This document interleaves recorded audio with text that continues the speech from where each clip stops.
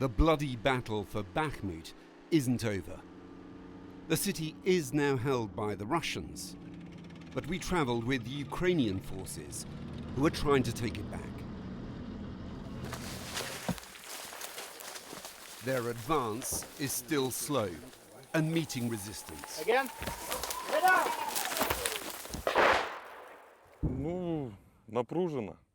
Alex tells me the situation is tense. As you see, he says, the enemy's firing at our position. Yeah. They try to fire back with their Finnish-supplied mortar, but even Western weapons can occasionally malfunction. Yeah.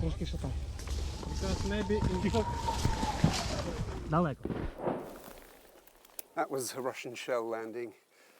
Their positions are just about 3 kilometers away from here. Last time I was near here, 2 months ago, it was the Ukrainians losing ground and in danger of being surrounded. Now it's the other way round.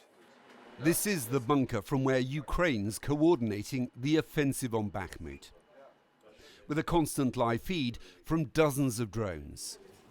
The commander admits they're suffering losses, but not on the same scale as the Russians. We've taken the initiative. The enemy is bringing in troops and wants to escape the trap, but they're in trouble. Bakhmut could be encircled.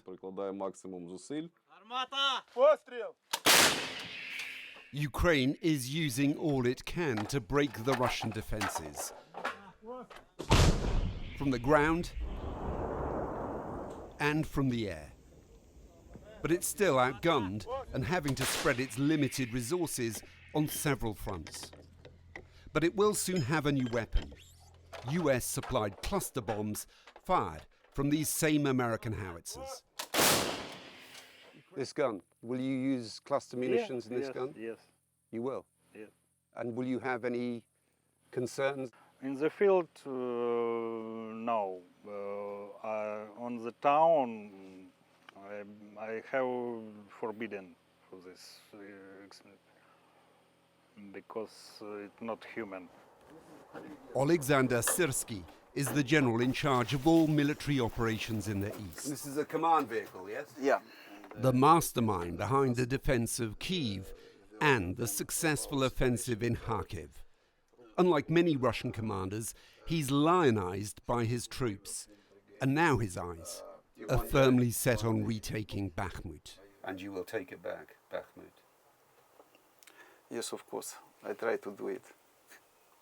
The offensive has been going on for more than a month now. Even President Zelensky has said it is slower than Ukraine had hoped for.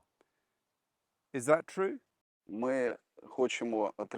We would like to get very fast results, but in reality, it's practically impossible. This entire area is well prepared with defences, so all advances are not going as fast as we would like. So far, the advances have only been modest. Most of the front remains relatively static. These Ukrainian trench lines in the east haven't budged since 2014. Ukraine has still to commit all its forces, but it's yet to break through Russia's heavily mined main lines of defence. Jonathan Beale, BBC News, Eastern Ukraine.